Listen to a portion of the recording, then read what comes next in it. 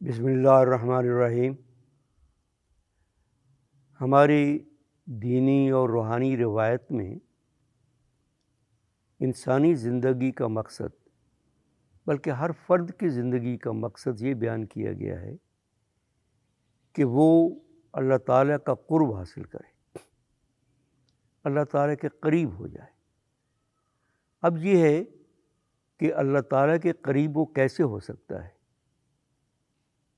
تو دینی اور مذہبی روایت میں مختلف طریقے بیان کیے گئے ہیں۔ تو ایک ہماری شرح حیات ہے اور اس پر پہ چلنے کا طریقہ ایک شریعت میں سکھایا گیا ہے، اور شریعت بجائے خود ایک شاہراہ ہے، اور اس پہ آپ کئی طریق اختیار کر سکتے ہیں۔ تو طریق ایک زہد بھی ہے کہ عبادت میں انہماک دکھایا جائے، عبادت کے ذریعے، نمازوں کے ذریعے سے، اذکار کے ذریعے سے اور دعاؤں کے ذریعے سے، زہد کے ذریعے سے آدمی اللہ تعالیٰ کے قریب پہنچے۔ اسی طرح اور کئی طریقے لوگ اپنی زندگی میں جو اختیار کرتے ہیں، تو ہر طریقے سے، بہت سے طریقوں سے آدمی اللہ تعالیٰ تک پہنچ سکتا ہے۔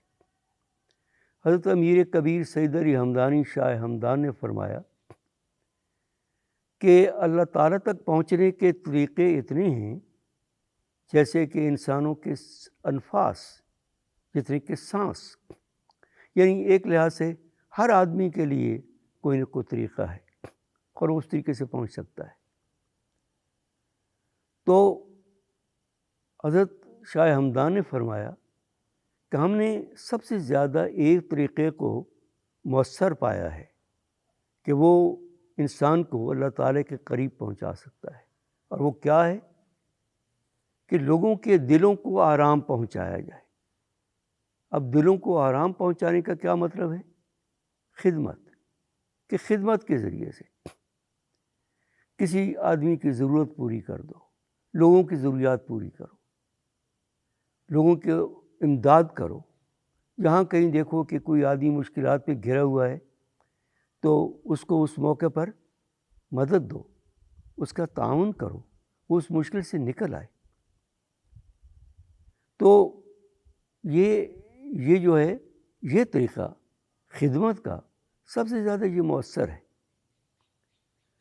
تو اس طریقے میں خدمت کو آدمی اپنا ایک طرح کا طریق بنا لیتا ہے، اور اس طریق پہ چل کر پھر وہ اللہ تعالیٰ تک پہنچتا ہے۔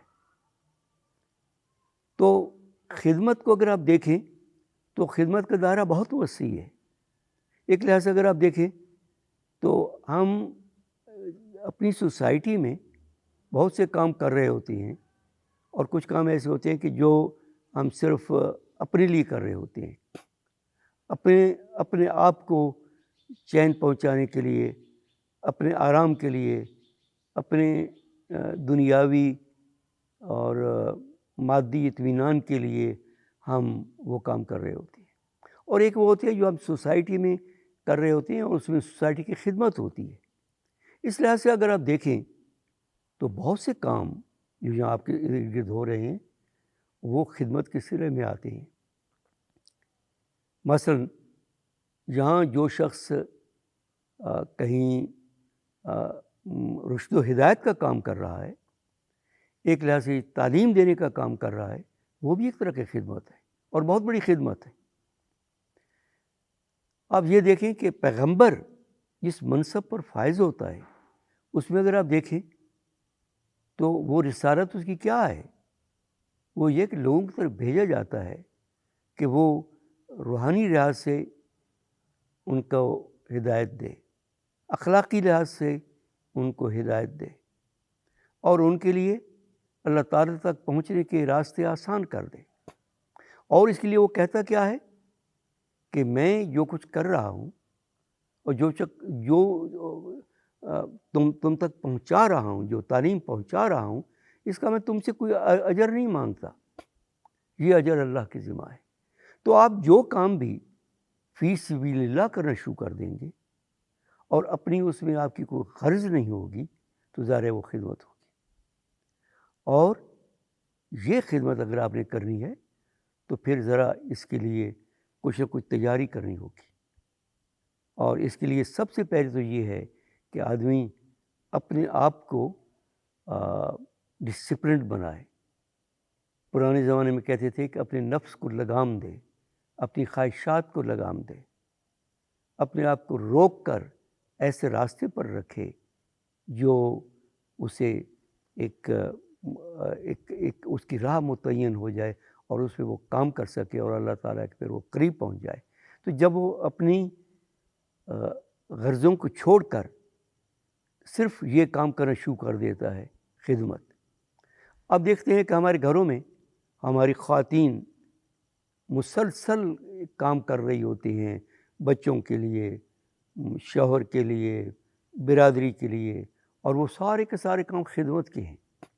اگر وہ صرف اپنی نیت کر لیں، الاعمال بالنیات، کہ ہم صرف اللہ کے لیے یہ کام کر رہی ہیں، یا اللہ نے چونکہ حکم دیا ہے تو وہ ان کا کام عبادت میں شمار ہوگا اور وہی ان کی خدمت ہے. اور اسی راستے سے وہ رب تک پہنچ جاتے ہیں، اور اسی راستے پر پہنچنے کے بعد وہ مقام حاصل کر لیتے ہیں کہ کہا گیا کہ ماؤں کے قدموں کے نیچے جنت ہے. یوں آپ دیکھیں تو جو کوئی آدمی یہاں کہیں کام کر رہا ہے، حکمران ہے، یا وہ کہیں رشد و ہدایت کا کام کر رہا ہے، تو وہ سارے کے سارے کام خدمت کے ہیں. اگر آپ دیکھیں تو اس وقت جو لوگ سیاست میں ہیں سب سے زیادہ وہ لوگوں کی خدمت کر سکتے ہیں اگر وہ اپنی اغراض ہٹا دیں. اگر وہ یہ دیکھ لیں کہ ہم آئے ہیں تو ہم نے لوگوں کی خدمت کرنی ہے، ان کے لیے زندگی آسان کرنی ہے، لا اینڈ آرڈر ہمیں ٹھیک رکھنا ہے تاکہ لوگ آرام سے امن اور چین کے ساتھ زندگی بسر کر سکیں. یہ خدمت ہے. تو خدمت کے لیے صوفیاء کرام نے ایک خاص ڈھنگ مقرر کیا، اور اس میں یہ تھا سب سے پہلے کہ آدمی ڈسپلنڈ ہو، اس میں حلم پیدا ہو، اس میں تواضع پیدا ہو جائے، اس میں لوگوں کے لیے شفقت پیدا ہو جائے. اور حضرت علی کے اقوال ہیں کہ جس میں بتایا گیا ہے کہ آدمی اپنے آپ کو اس طرح ڈسپلن بنائے کہ اسے غصہ آئے تو اپنے غصے کو قابو میں کر لے، اور اگر کسی ساتھ دشمنی بھی ہو تو تبھی وہ نصیحت کر رہا ہو.